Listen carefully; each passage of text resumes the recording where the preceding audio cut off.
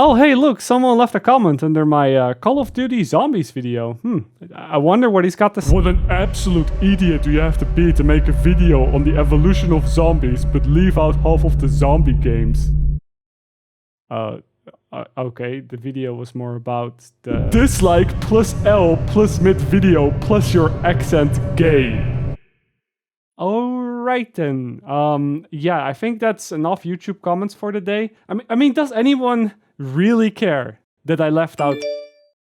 Huh? Oh no. Oh no!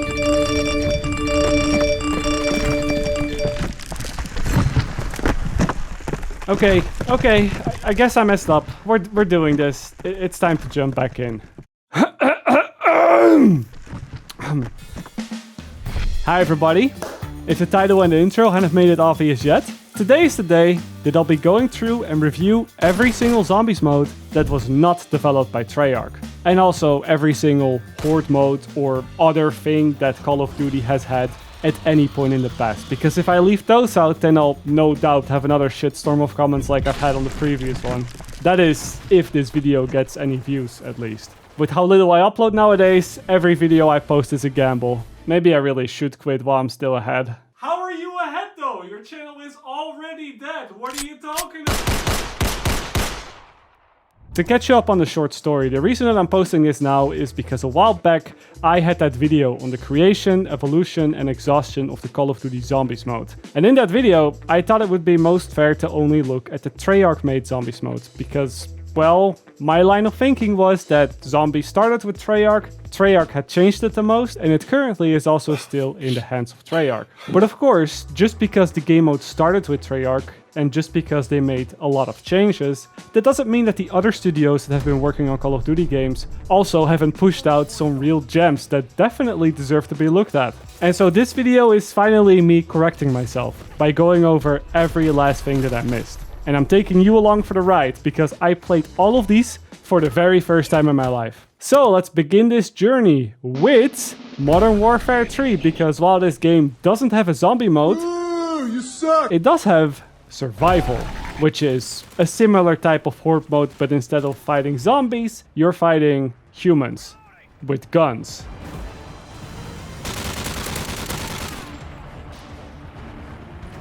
This game really makes you feel like Call of Duty. This one was developed by Infinity Ward and Ravensoft. I think Sledgehammer also worked on this title, but as far as I could find online, they only did work on the campaign. So I think that Infinity Ward was the main developer here for Survival. And what this game mode comes down to is just a simple reuse of the multiplayer maps, but if players fight waves and waves of NPCs instead of other players, which results in higher KDs, but also less exciting post-game lobbies. Shut the fuck up. You're a fucking pussy. The first and most obvious advantage that reusing the multiplayer maps has is that there are a lot of maps to pick from. 16 at launch in fact, which is far more than any zombie mode ever shipped with. The obvious downside of that is that most of these maps play extremely similar to one another, with the only differences being the difficulty level that's assigned to them, which just determines how many helicopters and how many juggernauts spawn into the map. Beating round 1 always gives you the weapon armory, which allows you to buy new weapons. Beating round 2 gives you the equipment armory, which is useful for take a wild guess. And then after round 3 you can buy kill streaks and friendly AI squads. Because apparently they cannot extract you from your location. Team, we cannot get to you. I repeat, you are on your own. But they are more than happy to send in half a dozen of helicopters to drop off ground support. Thanks, Obama. The biggest change in terms of pacing compared to your usual Zombies mode... Huh? Hello? Why did you say my name? What? Did I fucking stutter? Why did you say my name? I was just making a joke for one of my YouTube videos. Oh? For your YouTube videos? You're making one of those shitty YouTube videos again? They're not shitty. I actually get quite a couple of views. When are you on them. finally going to do something useful with your life, huh? You're 28 years old, getting fatter by the day. The only thing you were ever decent at is making cheesy builds in a Ubisoft game that died 2 months after its release. This is all really uncalled for. Uncalled for? Jesus Christ. Michelle's disabled dog has more bite than this. Why don't you do us all a favor and head to the nearest Best Buy to get a nice thick rope and cosplay as one of Logan Paul's props for his next video? Okay, I'm gonna have to hang up now, okay? Yeah, go ahead. I got your IP. You mentioned my name again. Are going to be playing against bots for the rest of your life. Okay, you hear me? that's great. Pathetic fucking loser. He's usually not like this, guys. He's just going through a rough time right now. So yeah. The biggest change in terms of pacing compared to your usual zombies mode is that in survival, all of the enemies spawn in at the start of the round. Of course, with the zombies game mode, this would be impossible because the engine can only handle so many zombies at the same time. And in the later rounds, there are hundreds of them. But the survival game mode just caps the enemies at 25 or something around that number, and it makes them much more aggressive as you get into the higher rounds. And not just more aggressive, it makes them beefier, it gives them more damage, more accuracy, and also more movement speed. It might sound like a small change, but it means that the intensity of a round is always at the highest right when it starts, and that every kill that you can get early on makes a big difference in whether you're able to survive or not. Because if you let them all stack up and just camp in a corner waiting for them to walk all over you, it works up until a certain round. But once the enemies get too tanky, you'll just get mowed down. Oh my god, how many fucking nades are you throwing? That wasn't me! I didn't throw any nades. It's funny because it means that as the rounds go up, the gameplay gets more and more similar to the late rounds in Zombies, where you're constantly forced to run away and just spray the horde of enemies that is running after you. Another thing to note here as well is that I found the player economy to be quite a bit better than in Zombies sometimes, because everybody knows that in Zombies, if you get your perks and your weapons, that is kind of just it. And there's not much more to spend your money on. It's not uncommon for players to amass a ridiculous amount of points that you then can't really do anything with. But in survival, you can't really purchase permanent perks. Instead of Juggernaut, you'll have to buy armor, and that armor depletes if you take damage. And in the later rounds, you are going to take damage. So you'll find yourself constantly having to reinvest. And the same is true for turrets that you can buy, flashbangs, self-revives, anything that isn't a weapon that you can buy pretty much. On the contrary though, the weapon economy in this game is quite horrible, and the only weapons that you really want to go for are the LMGs.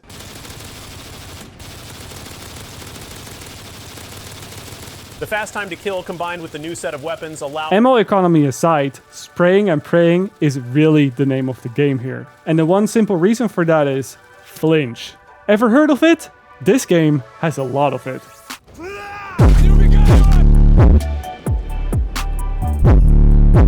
And this makes it very, very difficult to use precision weapons. It could of course also just be in part a little bit of a skill issue. I'm sure there are some cracked Call of Duty sniper players that could make it work, but the flinch is making it really, really difficult, especially because there's 20 of these enemies that all spawn in at the same time, and if just one guy hits a random bullet on you from across the map, your aim goes all over the place. That's not so much a problem with the LMGs, because you're not very much scoped in and you're spraying away anyway, but when you're scoped in, trying to hit headshots, it's a different story. I mean, snipers have always been pretty bad in Zombies, but at least they were intentionally bad. You gotta have some trash in the mystery box to make the good weapons feel that much better. But here in Survival, when you can just buy whatever weapon you want, it just takes away even more variety from the game mode. Now, I know I shouldn't be looking too much into this because, after all, Survival was just a small addition that never even got enough development time for its own dedicated map. It was never intended to be a flagship game mode.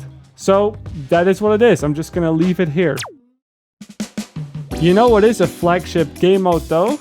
It is the next thing that Infinity Ward worked on. The game mode that came with everybody's favorite Call of Duty. Oh god. Of course, the game mode that I'm talking about is Alien Extinction. And I know, yeah, technically Alien Extinction isn't a horde mode even, because it plays out more like story missions where you go through a level carrying around this drill to slowly progress through and fight stronger and stronger aliens. But as I said at the start of the video, I'm including it anyway just to avoid having another shitstorm of comments that tell me how much of an idiot I am. The short story of it is that you go through the map in a linear fashion, you carry a drill from point A to point B to point C until you eventually reach the end of the map. The stick of it is that you're not supposed to be able to get there first try, and where the developers were hoping to get their replay value is with the class system. Every time that you play a game, you get some more XP and you unlock some more stuff that you can then put in your loadout, which will then allow you to load back in with stronger or just straight up different abilities that will synergize with the rest of the team better. It sounds nice on paper, but it has a couple of issues. Of course, the whole team play aspect aside, you know, it's not as much fun to do this solo when the whole game mode is designed around a group of 4 players, which is already the first big difference from the traditional zombies mode. But also, if the goal is just to beat the map, then, well, the moment that you do that, there's nothing else to do. This is not like zombies where every game can be different thanks to a more open-ended map layout and a whole bunch of RNG factors. Here, in Alien Extinction, you go in with a winning loadout, and aside from some of the challenges that you have to complete during a match, every match plays out exactly the same. You cannot do speed runs because the drill always takes the same amount of time. You can't go for high rounds because the end of the map is the end of the map. And there are some smaller Easter eggs for sure, but there's nothing like a Black Ops type of Easter egg questline. Anyway, besides the replay value issues, the first time experience through also isn't that interesting because you're basically doing the same thing over and over and over. Carry the drill, put the drill down, fight off enemies. Carry the drill, put the drill down, fight off enemies. And you'd think that adding more maps into the mix would solve this problem. And it does, to some degree. Because the 4 new maps that were added over the course of Call of Duty Ghosts' lifespan, they were a really nice change of pace that added all sorts of extra mechanics, like having to fight a boss at the end, very similar to a Destiny 2 dungeon. But also there's blueprints which allow you to make special weapons that aren't going to be part of your loadout. For some of these maps, the first time through, it's actually a lot of fun and there's not much to complain about. Wow, you're not complaining about a game mode? That's a first time. Well, not so fast actually, because these maps, while they're fun, don't really solve the bigger problem. Because let's, for instance, assume that after a little bit of playing, players had found a winning strategy on the first map and had fully upgraded and min-maxed their loadouts. Which was the case for me. The first time through on the first map was very difficult. I did not make it to the end. But after a little bit of playing, I was well on my way to have a very optimized loadout. And that optimized loadout and the winning strategy, as I'd like to call it, if you have it figured out for the first map, you have it figured out for all the maps. Because while yeah, the maps are different and they throw some different enemies your way, none of those enemies require you to make any changes to your loadout or make any changes in your playstyle other than shooting that target first. And again, if the goal of the maps are to beat them, and you have the perfect loadout ready the first time that you go in, and you beat it on the first try, well, then we're back to square one with the map simply not having that much replayability. It's fun at first, but gets old really, really fast. Which is the main reason why this game mode never returned in all of the future of Call of Duty. Except for the aliens making a small appearance on one of the zombie maps in Infinite Warfare. But we'll get to that soon enough. Because before Infinite Warfare, we had Advanced Warfare, and this game has both zombies and survival. Which makes it the only game in the franchise to do so, with the only catch being that the zombies mode would not be available right away at launch, but would instead be added with a paid DLC 2.5 months after the release. Real classy, Activision. Real classy.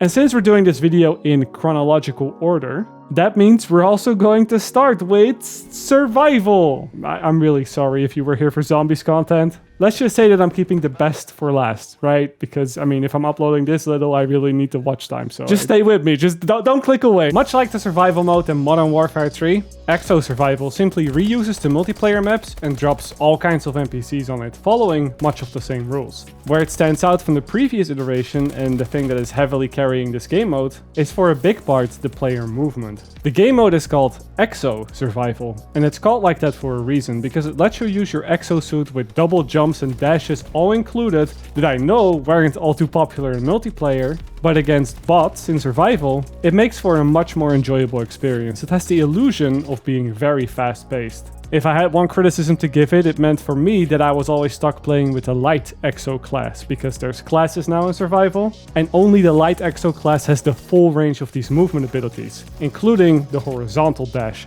I will say that it diminishes the difficulty a little bit because it's pretty much a get out of jail free card that you have at all times. And as long as you keep running in circles around the map, the only way that you'll really die is if you just get too impatient.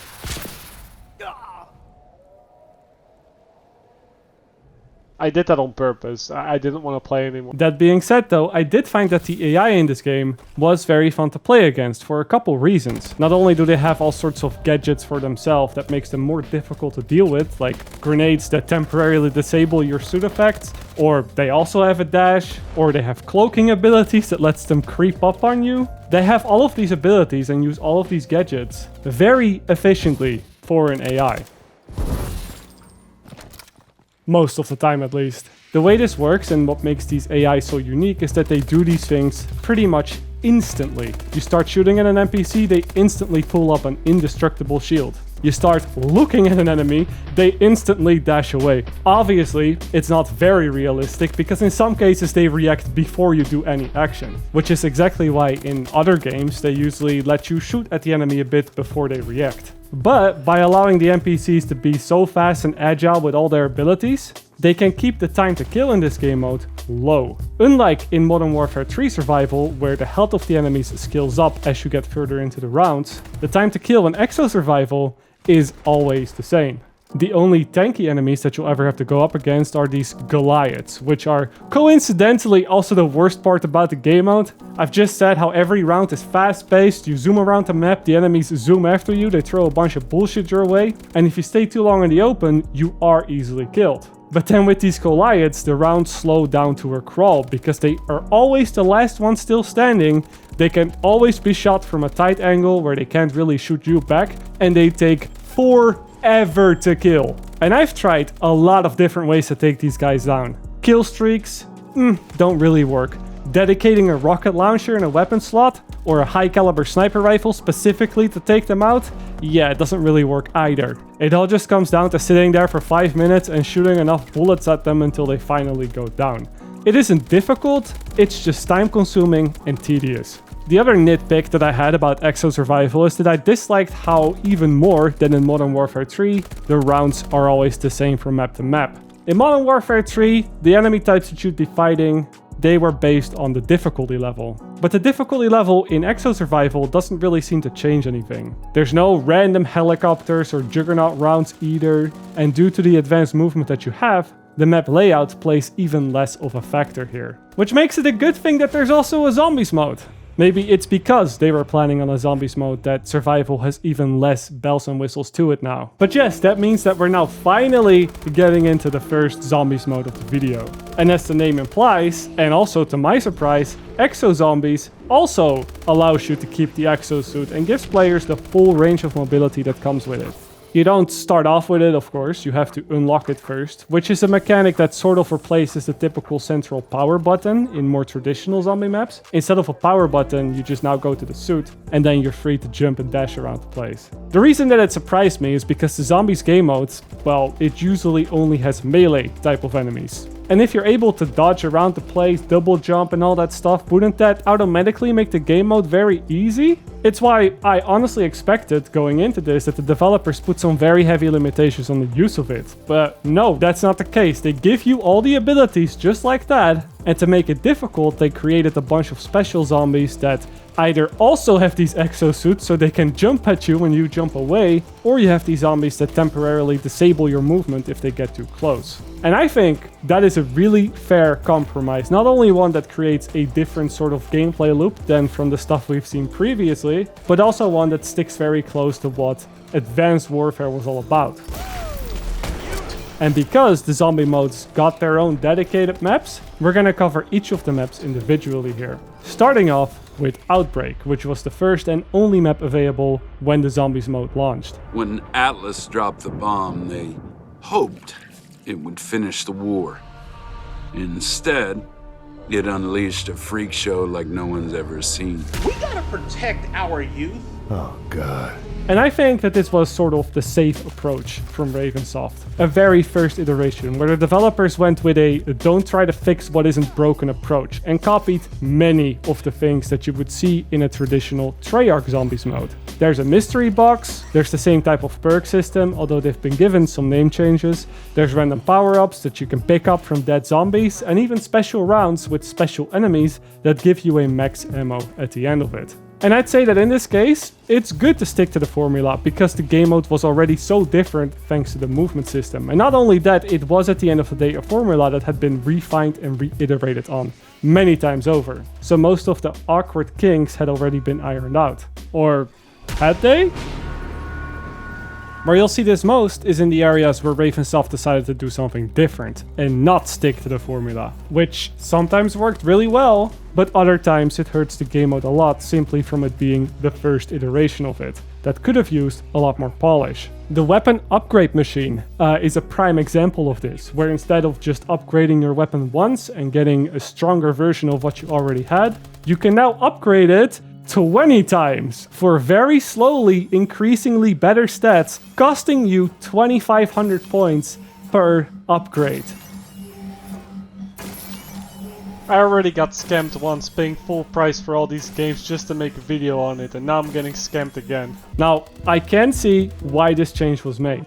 It is so that players would have a longer upgrade path before they would be maxed out on perks and weapons, and so that they wouldn't instantly be so overpowered the moment that they pack-a-punch the weapon. But it does beg the question, is it as much fun as slotting in a weapon into the machine and getting a crazy version of that weapon back to you? Not really. And upgrading it 20 times? That is just a bit tedious. It also doesn't help that the wonder weapon on this first map isn't all the best. It means that as soon as you get to round 25 or 30, the rounds really start to drag on because there's just no good way to kill the zombies. And the first map also really doesn't give you a lot of ways to use your abilities creatively to get out of sticky situations. There are a bunch of areas where running around and running zombie trains is manageable, but most of the corridors are extremely tight and most of the rooms just aren't built in a way where the exosuit gives you any notable advantage. So even if you are running zombies in one of these good areas, you'll very quickly run out of ammo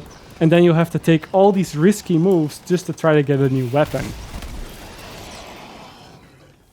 That was also on purpose. And then I haven't even mentioned the special rounds. Because in these special rounds, you're not just fighting the dogs, but also zombies that can infect you and turn you into a zombie. The moment that one of these special zombies hits you, you get put on a timer, with every hit that you take afterwards lowering that timer. And to cleanse yourself, you have to make it to the one cleansing pad on the map before the timer runs out. And yes, with all these tight corridors and the inability to kill zombies fast in the higher rounds, this can become extremely tricky to do. Now don't get me wrong, I like the special zombies. I think it's a nice little mechanic that they added, but the map layout here is the limiting factor for a lot of the systems put in place. The nail in the coffin that really did it for me when it comes to this map is that the Easter egg is also just not that great. I know that maps are hardly defined by their Easter egg and that the general gameplay is much more important, but I can accept a tricky or difficult map if the Easter egg is like really fun to do. But this map is just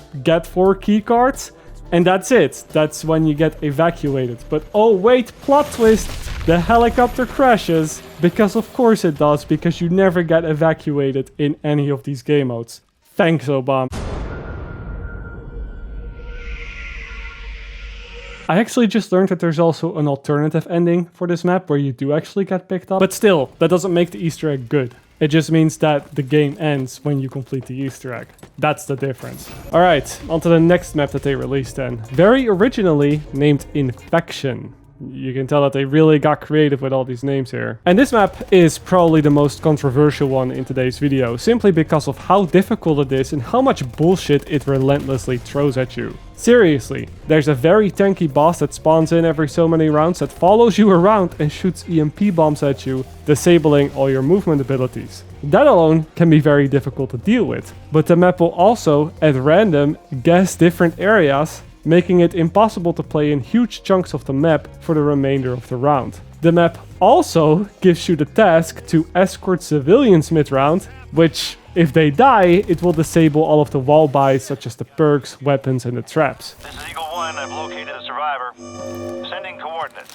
Oh, okay, no problem. We'll just stop what we're doing and go do that. And to top it all off, yes, special zombie rounds are back, with the only decontamination zone being located right in the middle of the sewers, which is more or less a small collection of super tight corridors that is very hard to play in. So yeah, there's quite a lot to keep in mind here, and quite a lot that can catch you off guard if you're not ready for it. That's not to say it's all bad though. The Easter egg questline, for example, is miles above collecting 4 keycards and extracting. And it even has a fun reward at the end where the Burger Town mascot comes to life and starts killing the zombies with you.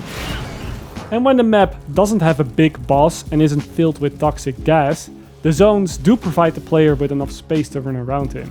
Clearly, Infection is a map where the developers tried to move away from the bare-bone basic stuff that embodied the first map. It's just that the execution leaves a lot to be desired here. Luckily for us though, we also have Carrier, the third map, which is where a lot of the mechanics seen in Infection make a return, but they're improved upon to allow for a better and more fair experience. And I'd say that it worked quite well, because out of all the Exo-Zombie maps, Carrier was probably my favorite one. We'll start by looking at the layout for this, which is miles above the previous two, for various reasons, not the least that it has not 1, but 2 decontamination zones. It also has a good amount of open rooms, and when it does use staggered corridors to connect those, there are always multiple of them so that you have a choice on where to go. As for the toxic gas and the big boss, they're back, but they are preventable.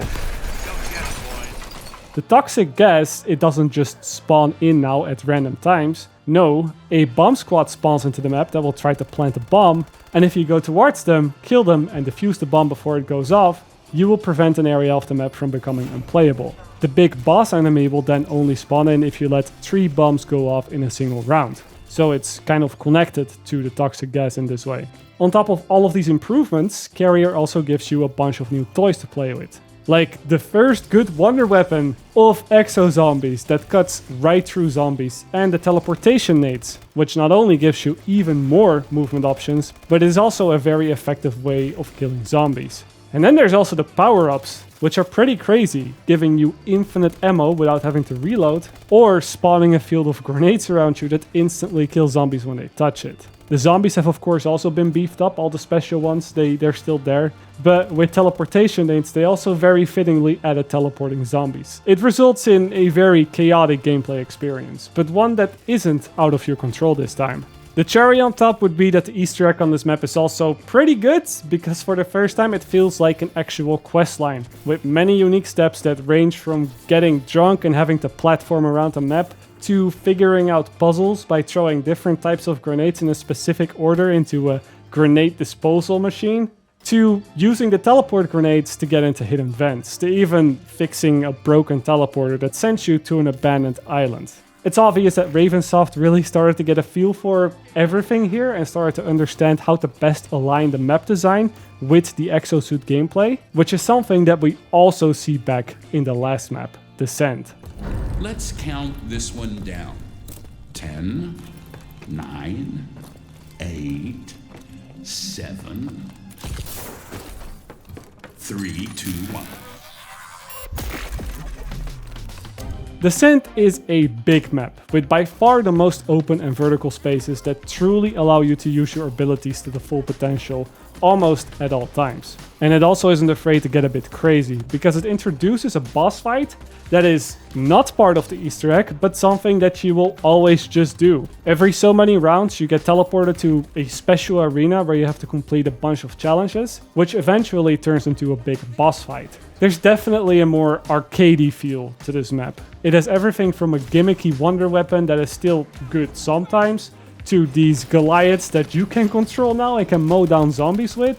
Even the Easter egg is mostly just fun challenges, like beating a round of zombies using only grenades, or only rocket launchers. But of course you do get infinite ammo for those. And there's some platforming sections that will push the movement to the absolute maximum. And don't worry if you don't make it, you don't actually die, but rather just bounce back into the map. This map just has so many toys and bells and whistles, and if you're looking for a fun, casual zombies experience without having to worry too much about mechanics, I guess this is the best map that Exo-Survival has to offer. Overall, I think I understand why Exo-Zombies didn't go down in history as the best zombies mode ever. It had a bit of a rough start with it not being on disc, and then the first 2 maps for it also weren't the greatest. But that being said, I would still really like to see another version of this somewhere in the future, because there's 2 things that have stuck with me here. First is that the movement in the special zombies made this mode very unique and in some cases a lot more fun than the usual Zombies mode. And 2, the maps improved so much over such a short period of time that I can only wonder what this team could have made had they been given another game's worth of content to work on. So maybe one day, who knows. And with Exo-Zombies done, it's now time to get into the really good stuff with Infinite Warfare Zombies, which had the big advantage of being given a massive budget to go all out on the game mode. It's all because in the year prior to this release, Black Ops 3 released with its all too popular Zombies mode that not only had more players than ever before playing the game mode, but also found a way to monetize it through the mega gobblegums. And if you can be sure of one thing and one thing only, it's that when money is involved, Activision starts taking things seriously. No more side game mode to be released post-launch, no, a big launch game mode advertised right next to the multiplayer. Zombies in Spaceland. Pre-order and get the terminal bonus map and the Zombies in Spaceland pack. Of course, with its own gobblegum-like system attached to it for people to sink their money into. This time with the Fate and Fortune cards. It's something that we'll get back to a bit later in the video, because for now I just want to focus on everything else. Because everything else is really, really good. Welcome to the dork side! Wait, the trailer has that many dislikes? Y'all need to get a sense of humor. Anyway, let's get this shit started. Zombies in Spaceland was the first and only map available at launch for Infinite Warfare Zombies, but it is a pretty good one to start with. As far as the very base mechanics go, it's still very similar to the Treyarch formula, much more so than even the Exo-Zombies mode, because this time we have a pack-a-punch machine that works in a very similar fashion to the older games with a one-time upgrade for 5,000 points and the ability to double pack-a-punch if you manage to complete the Easter egg. And that is kind of the thing with Zombies in Spaceland. Instead of trying to change existing mechanics, they just added a bunch of stuff on top of it and made it unique that way. The ticket system is the first of one of those additions. All around the map there's these mini games that players can play, like shooting targets at a shooting range, or riding a deadly roller coaster, or throwing basketballs into a hoop.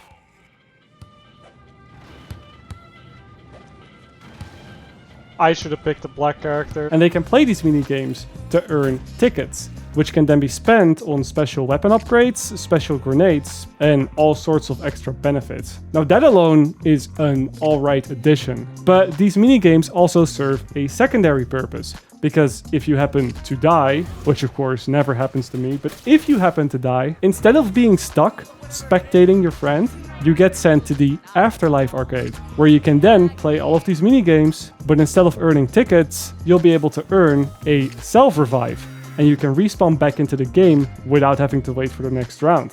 And on top of that, you will also have a short window of time to buy back all your weapons and equipment for the low price of 2,000 points. So that's the ticket system, but then we also have the souvenir stations that will allow you to slot in coins that have randomly dropped from killed zombies. And from these stations you can get even more different toys, like portable traps that you can set up anywhere around the map, or a boombox which makes all the zombies dance in place when they get too close to it, very similar to a monkey bomb. This map is just really well put together, from the traps that fit the theme of the map very much, to the special rounds which spawns in clowns on roller skates that explode when they get too close to you. There's 4 different wonder weapons, which are also a variation of a small water pistol that doesn't actually shoot water. And there are so many side quests to follow besides the main Easter egg. It's just a map that's filled with so much personality that again fully realizes on the fantasy it is trying to offer. Also, one thing to keep in mind, much like every other map in Infinite Warfare, which we'll get to soon, this Easter egg is pretty difficult. Actually, not pretty difficult, it's really difficult. All thanks to an alien boss fight that will mess you up if you don't know exactly what to do going into it. Wait, I can rush you. Okay, what the fuck, where are you? Right behind you. I got you. No, I don't have you. Insta-kill though. You are so fucked. I couldn't move. Insta-kill. But not for me! The short story of it is that you get put in a fairly small space, having to deal with the usual zombies, but also with this alien boss that teleports around and shoots projectiles that slow and disorient you.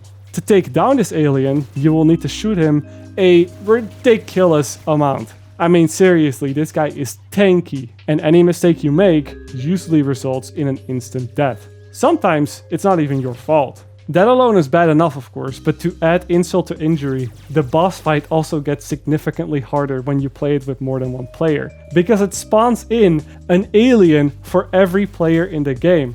And when you have multiple aliens shooting at you at the same time, it can result in near instant deaths that are oftentimes simply not that avoidable. Or, I mean, I guess it is avoidable somehow, but let's just say that you have to play close to perfect to pull it off. This is where we then get back to the Fate and Fortune cards, because, of course, these boss fights are made so difficult to promote the use of these cards. And some of them have some very powerful effects, like reviving all of your downed teammates instantly, or having zombies that, if they touch you, they explode. You know, the thing that was previously a power-up is now a one-time use Fate and Fortune card. Obviously, these are pretty powerful, and they can make or break a run easily. And it's not just Fate and Fortune cards that you can purchase and play for either. Zombies has a whole loadout system now with unlocks for passive weapon upgrades. Like you can get weapons with increased fire rate, or you can slow targets when you hit them, or you have improved range and headshot damage on your weapons. All of those things you can only purchase with a currency called scrap, which is the leftover material that you get from opening loot boxes. Some might say that this is the price you pay for a good Zombies mode, but I find that hard to justify when the DLC map packs, including just a single new zombie map, still cost just as much money. So let's take a look at those DLC maps then, going in chronological order. So we're starting with Rave in the Redwoods. Rave in the Redwoods. And to answer the question right away, yes, this map does also hold up, but it's not as good as Zombies in Spaceland was. I don't know what hood this is, but it ain't Spaceland. Simply because, yeah, it realizes the fantasy it's trying to offer, which is a bunch of teenagers being stuck in the woods. But this map also borrows a lot of mechanics from Zombies in Spaceland that don't necessarily fit as well. The special rounds, for example, they work in the same way, but instead of clowns, you now have multiple Bigfoots coming your way. Instead of a souvenir station, you now have these gem stations. The ticket system, of course, is also completely gone. There's the Afterlife arcade, but the arcade doesn't really fit into the map as well as that it did in Zombies in Spaceland. The Pack-a-Punch is a lot more tedious to get to. You know what? I'm really happy they replaced the teleporter to the Pack-a-Punch with a minute-long trip in a boat. Yeah, that's a positive for the video. Real riveting gameplay right here. That being said though, there's enough new stuff here that makes this map worth playing. There's these drugs that you can take that make you hallucinate and see all these vibrant colors that then allow you to earn double the points, but with the caveat of also spawning in a chainsaw dude trying to kill you. And the developers have even seemed to pick up a few things from mistakes they made with Zombies in Spaceland and improve the general experience because of it. Double Pack-a-Punch, for example, isn't locked behind beating a big alien boss at the end of an Easter egg, so it makes it a possibility in the average game too. And the wonder weapons are a lot more powerful this time. I mean, they were powerful in Zombies in Spaceland, but here it's just on a whole other level. There's these 4 crossbows that all have a different effect, much like the 4 staffs in Origins. And 2 of these bows just have the ability to instantly wipe out an entire wave of zombies. So yeah, once you get your hands on the upgraded version of these, the map becomes a walk in the park, and by extension the boss fight also becomes a lot easier. The developers here really had to get creative with the boss fight because they couldn't just rely on teleports and an insane amount of health. No, here the boss actually needed to have mechanics and different phases because the wonder weapons that you can get are that much stronger. And I like that. I think this was a really good boss fight, even though it is a little bit easier than the other boss fights in this game. That changed with the next map though, Shaolin Shuffle, because this map, and especially its Easter egg, throws out any and all similarities to the previous 2 and replaces it with so much bullshit that I really don't have the time for in this video to point it all out. From the title, you'd think it's lighthearted and mellow. Don't let the name fool you.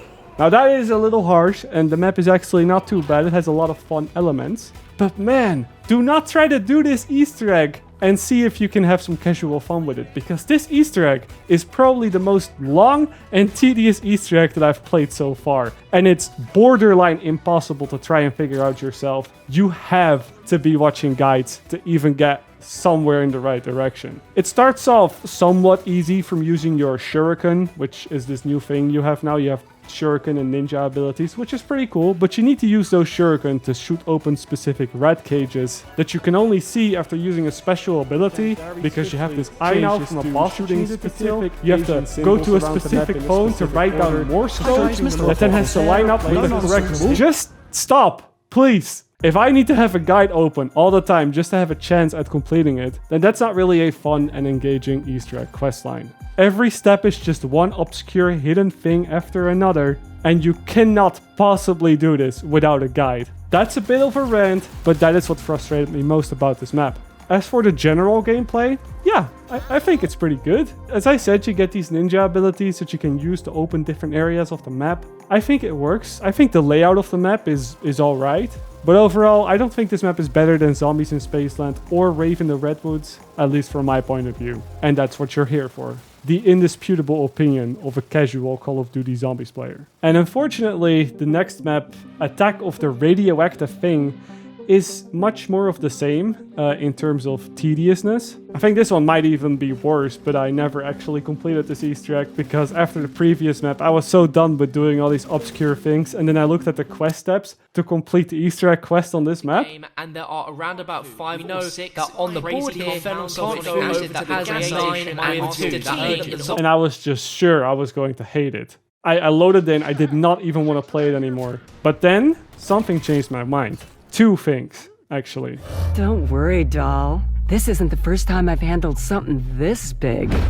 In all seriousness though, this map didn't really do it for me either. It's a large map, which can be good, but I think it's a little bit too large for its own good, because there's no fast ways to get around other than just running. And it's to the point where, yeah, it does get a little tedious. Which would be a good way to sum up this map. It's just tedious, and even things like getting to the Pack-a-Punch are made somewhat difficult again to figure out without using a guide. You need to find a specific book hidden away in one specific location of the map, and then use melee attacks on specific zombies so that you fill up a vial so that this woman can open up a portal to the Pack-a-Punch. It's not necessarily difficult, but if you don't know about it going into the map, it's going to be very unlikely you figure it out by yourself in a somewhat reasonable time. It's the same thing again when looking back at Shadows of Evil, or with Mob of the Dead. If I know what I'm looking for, playing parts, and if they're highlighted with pretty colors, then yeah, I can try to find those items myself. I can sort of figure it out. But if I'm not really told anything, or all the items are tucked away in a random dark corner somewhere on the map, then it's likely that I'm not going to be able to get there without a guide. So it's not like that I hate having to work for my unlocks in a zombies game. It's just that I dislike when the goals are vague. And also when the map is so big that searching every random corner is just not something that you should realistically ask the players to do. The last map though, the Beast of the Beyond, is different. And in a lot of ways, this is where I really think the developers went all out with their leftover crazy ideas. You don't start with a pistol on this map. No, you start with an assault rifle right away. And you are going to need it, because instead of fighting zombies, you'll be going up against the alien dogs from Extinction. Run. I'm dead. No, I'm fine. What the fuck? Oh my god. How many? Holy fuck. There's no way this is 2 map players game. This is probably the only map where I'm not ashamed to say that I've died before round 5 multiple times. Now, just to be clear, it's not that hard to fight off these dogs, but it's definitely something you'll have to get used to. I think the AI works very similar as that it did in Call of Duty Ghosts. The thing is with Ghosts is that you had a lot of health and you could take a lot of hits. Here, it's just a regular 3 hits and you go down. Of course, these dogs will go away when you turn on the power, after which you'll have to fight normal zombies again, but this is just one of the twists that this map throws your way. The Easter egg itself also isn't too long or tedious, and I think it strikes a good balance between testing your skill and hiding away some obscure secrets. The only thing I really heavily struggled with when it comes to this Easter egg is once again the boss fight, because man, this boss fight is hard. Yes, I know there's a boss-only game mode where you can just practice against the boss, and you better be damn sure that I used the hell out of that. But I still died more times than I can count. It's definitely another case of needing a very heavily optimized setup with as many good Fate and Fortune cards as possible and as many weapon unlocks as possible in order to stand a decent chance. I eventually did it without using these things, but just to kill the big blue alien beasts, that took around 20 minutes of running around in one area and pumping bullets into them whenever possible. As a final ending, the developers also added in this super boss that you can only fight after beating all 5 bosses on all 5 maps. And all I'm going to say is, it looks difficult. I played it, I loaded into it a few times, then I died, and then I did not bother again because it seems like one of those things only made for the 0.1% of players. That's a good thing, by the way. I'm really happy that the developers added that in for the hardcore players. That is not something that you see all too often in video games anymore. So I want to say this as a good thing. It's just that for making this video, this was too much of a time investment that I was willing to spend. Because after all, I'm gonna be honest, I had to get this video out of the door at some point. Maybe one day I'll go back to give this a proper try. But for now, we're wrapping up Infinite Warfare Zombies. And we're moving on to the next game with zombies, which is Call of Duty World War II.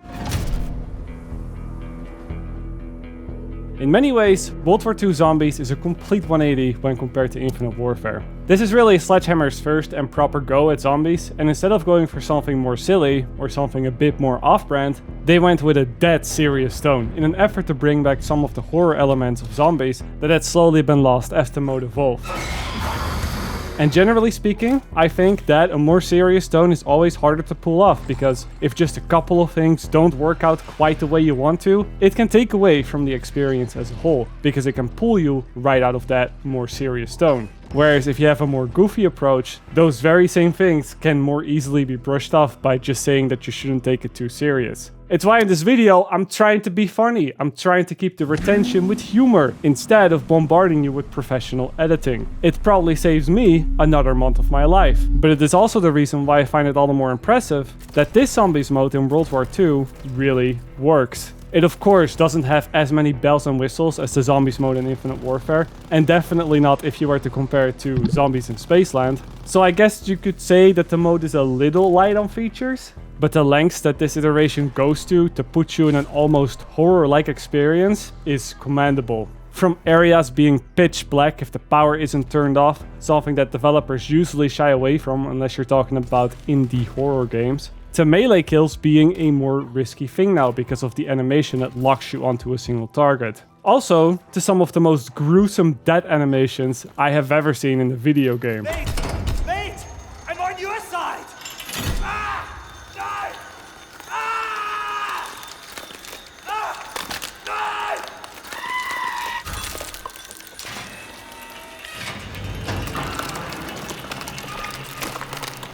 The developers really went all out to realize this different approach to zombies, and this is what I would imagine World War I Zombies was like for players that just discovered the game mode. Which also makes it a very good sequel, seeing as this is World War II after all. On the gameplay side of things, Sledgehammer has also gone ahead and made quite a couple of changes, with the biggest one being the new perk system. Yes, I know that different perks are always a more controversial topic for the zombie players out there, as everybody seems to be too much in love with the good old Juggernaut and whatnot. But in World War II Zombies, I think the changes to the perk system do work. Looking at Juggernaut, for example, well, it is not in the game, and it is instead replaced by an armor system. Without any armor, you take 3 hits to go down, but then if you have armor, every hit after the third will be absorbed and take your shield away. This means that yes, if you have full armor, the player is actually able to take more hits in a row than before with Juggernaut. But also, getting hit every time past the third hit will come with a small punishment, because once your armor is depleted, you'll have to rebuy it. And every time you rebuy it, the price will go up. It starts at 500, which is not a lot, but if you purchase it enough, it will eventually climb up to 10,000. And this change alone adds more to the gameplay than you might think. It opens up a perk slot for starters and gives players more freedom in what to buy in the early game, other than just rushing to Juggernaut and hoping that you'll get something decent out of the mystery box. But it also keeps the players thinking on whether or not to rebuy the armor throughout the whole game. Because what if just one shield is missing? Or what about two?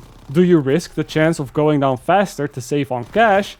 Or do you play it safe but increase the speed at which the armor price will go up? Another thing that I've also noticed playing World War II Zombies is that many of the changes that Black Ops 4 had originated here in World War II Zombies. Special abilities, for example, or loadout systems that let you choose what weapons you spawn in with. Something's wrong here. Very wrong.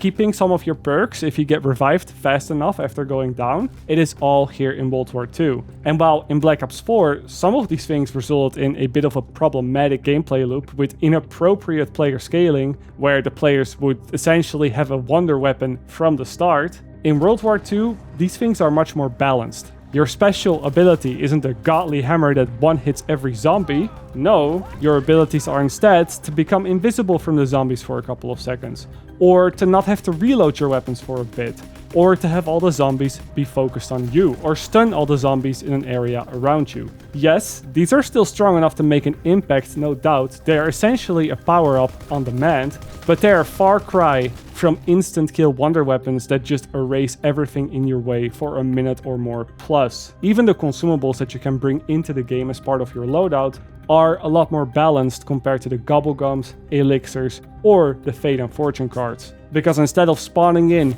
every power-up in front of you or giving yourself all 10 perks at the start of a match, you get a self-revive, or the next 2 doors that you open will be half the price, or you can spawn in a max ammo. Useful, definitely, and something that can still save a run and so is worth bringing into the game, but not as broken as to give you everything you could possibly ask for in round 1.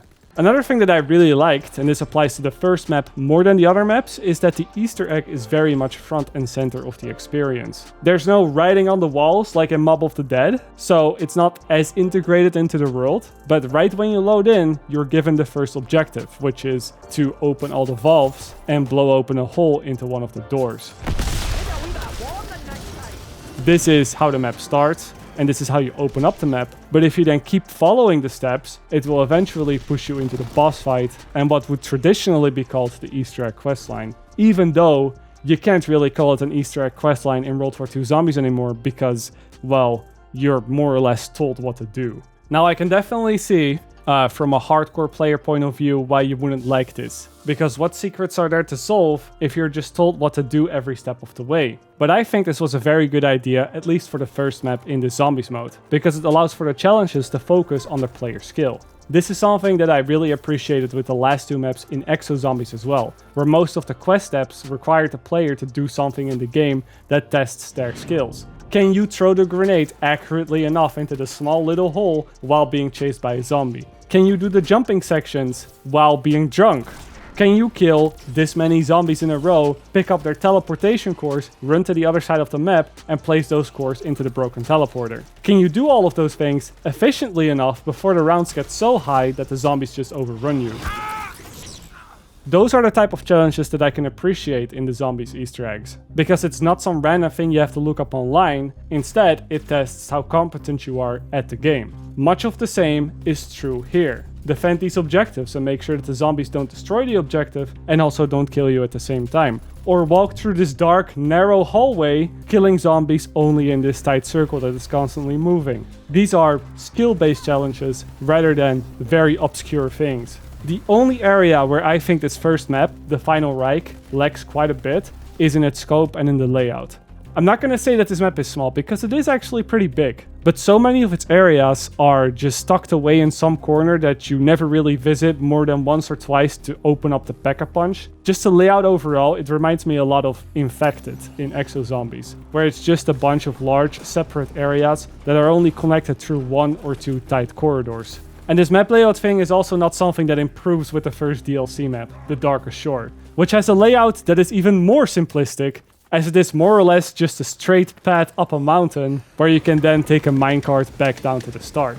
Something that also doesn't help it here is just how similar and washed out everything looks. I know that this is the style that they're going for, gritty and less colorful, but without any major landmarks here or any visual eye candy, the layout of it has to be that much better. And here, it is just not. It just falls short. That's not to say that the Darkest Shore is a bad map that you should never play, because it also has some of the more unique features. Like, it is during daytime, but they still try to go for the more horror-like approach. So with the special rounds, you have this very thick mist. That means you can't really see what's in front of you. And then out of nowhere, you have these big monsters coming at you, which the first time I saw them genuinely gave me a jump scare. Especially because I didn't really notice the mist getting thicker in the first place. I never even noticed it was a special round.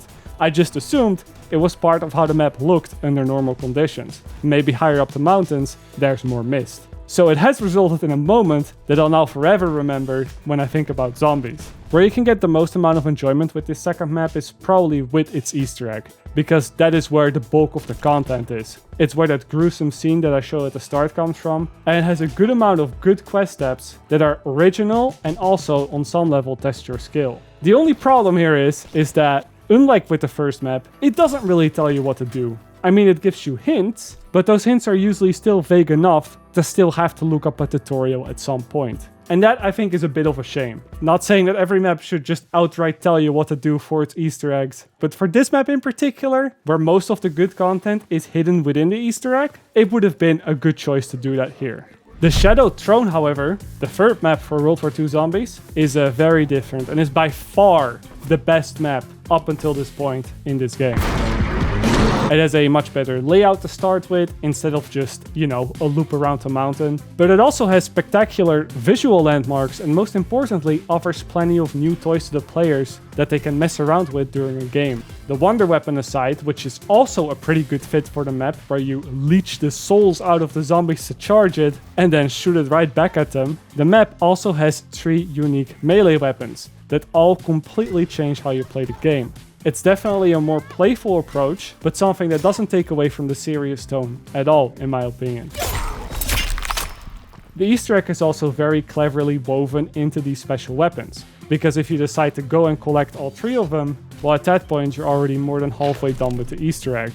And then there's the boss fight, which happens in a special arena above the map in one of those big zeppelins that has been bullying you since the first map.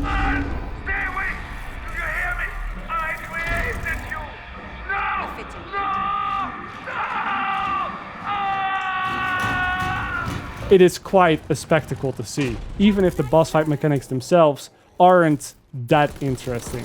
And this, of course, would also not be the last map that would be released for WWII Zombies, because we've got one more on the list, and probably my personal favorite of everything that we've looked at today, the Frozen Dawn, which is really WWII's most ambitious map by far, and is in a lot of ways similar to Origins from Black Ops 2, but still different enough to really make it its own thing.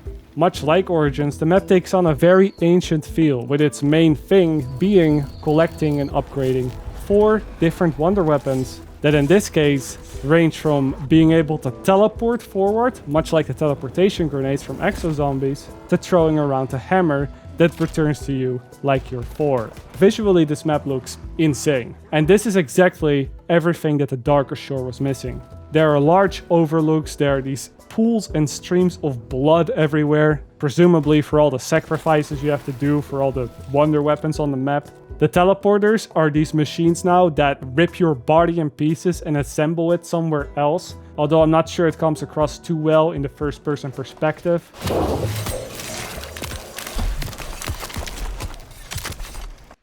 But yeah, everything regarding the presentation of this map, I just loved it.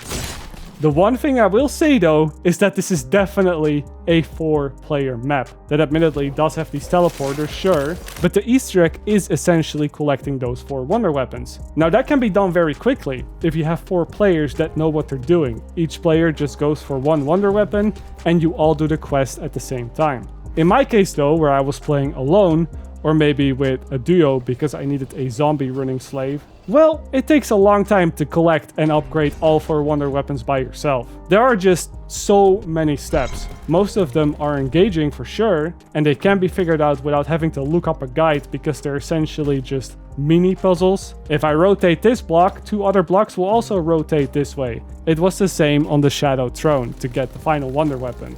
They're tricky, but it's possible to do them without having to look up videos. But yeah, when you're solo to do this, it's just a lot. I call this a casual friendly game. That is not casual friendly. Nah, it's pretty casual. It's just, I think they just assume most players to have their high school diploma when they play these maps. But of course, in this case, that's not me. Now, I did say Frozen Dawn would be the last proper Zombies map, which is true. But World War II still has this alternative Zombies mode called the Tortured Path, which, for the sake of just covering absolutely everything in this video and for the consistency that my channel is definitely known for, I'll just include it here as well. And I'll just be honest, I didn't think this game mode was all too much fun, and I just didn't get the point. The short story of it is that you get dropped on a small map that is already completely open, where you then have to hold out and survive against 10 waves of zombies until you get extracted. There's a couple of objective rounds which can vary from super easy to just being completely impossible if you have the wrong loadout, and at the very end, you will have to fight a boss. To me, it just seems like a very small-scale zombies game, much like going back to playing Verrückt now and just ignoring the 10 years of development and progress the zombies mode has seen since then. And that's it! That was all the zombies that we're going to talk about today. But the video isn't done yet, because we still have to talk about the latest iterations of Modern Warfare Survival. Oh god. And I promise this is going to be a short one because, well, the bar was already pretty low when all they had to do was at least match the version that came out in 2013. But somehow they went even lower. The bar has been lowered to depths we can't even fathom. If anyone can go down there and raise it back, it's me. To my brother Riley for getting his pilot's license. They're crazy, Jay. I learned from the best. The first thing that is a little bit off, and you'll notice this only if you're a new player to this game, is that the weapons and the attachments and all that stuff, you know, the stuff that you can usually purchase with the points that you have acquired in a game, well, all of those things are now based on your character level. So if you haven't been grinding out the multiplayer prior to playing Survival, you cannot buy or upgrade most weapons in this game mode. The only way to get weapons if you're a new player is to simply pick up weapons from dead enemies, which are most of the time the exact same weapons and don't really have attachments. Then, the second thing that you'll notice right away playing this game mode is that the AI is a little bit simplistic because it only has one setting, and that is to run forward in a straight line directly to your location and shoot you when they stand right next to you, regardless of what weapons they have or what class they are or where you are on the map or anything at all. They just run to you in a straight line to a comical degree. Which also means that if you are directly above them and they're next to a fence or a wall or anything that they can jump over, they will repeatedly jump over that same wall back and forth, because in the nav mesh, the top of the wall is closer to you than the bottom of that wall. Everywhere you look, it's just obvious that not a lot of care or time has been put into this game mode, to the point where I'm asking myself now, why was it even included in the first place? The enjoyment factor of this game is carried almost entirely by just how good Modern Warfare 2019 feels to play. I mean, that's Call of Duty, right? The movement is smooth, the gunplay feels good, when you kill somebody, it feels good. This game feels you make like duty really of the call of the duty, make you feel like it, you really duty call of making you feel it is your duty of the call of duty. And obviously the game doesn't look half bad either. But as far as this game mode in particular goes and the systems within it, it's just a hot pile of garbage. So now the only question that remains is, can it get any worse? It's hard to understand, but at least now it can't get much worse. But it did get worse. Shortly after, Ole lost his wife. Yes, it always can get worse. Introducing Survival in Modern Warfare 2, the one from 2022. And I'll spend about as much time on this part of the video as the developer spent on making this game mode, which is about a minute. So let's go. This game mode is bad. There's a round limit, which is 6. After that, it just ends. That is bad. Instead of locking away your weapons behind character progression, every player can now just get whatever weapon they want at the start of the game, taking away any progression. That is also very bad. Call of Duty Modern Warfare Survival is bad. Okay. The enemy AI in this game is also very bad. And once again, I have no idea why this is even in the game to begin with. I think every system that you can find here is just based off of the Warzone mechanics. Survival in Modern Warfare 2 is just Warzone with a reskin. I can confidently say that my brain was more engaged trying to find the game mode in the first place in this maze of menus than playing the game mode. And that is about a minute, so I'll stop right here. Of course, I could rag on about all the things that they could or should have done instead of this, but honestly, the video is long enough already and I have like 3 other projects I'm working on that I'd much rather continue with. That is also the reason that this video is a bit lighter on the editing today, by the way. So if you stuck it out to the end, thank you very much for watching. I got a lot more coming with this new format and I'm going all out on these next couple of videos. But also, I'm still recording, writing and editing everything myself. So it's gonna be a little bit until you see another upload. Which means that wraps it up for today. I hope you enjoyed. I'll catch you all later. I will pray that Treyarch finally pushes out a good zombies mode with their next Call of Duty. And let's just hope that this video at least recoups the cost of all these Call of Duty games that I had to buy for myself and for my friend. It's either that or I'm sleeping under the bridge next month.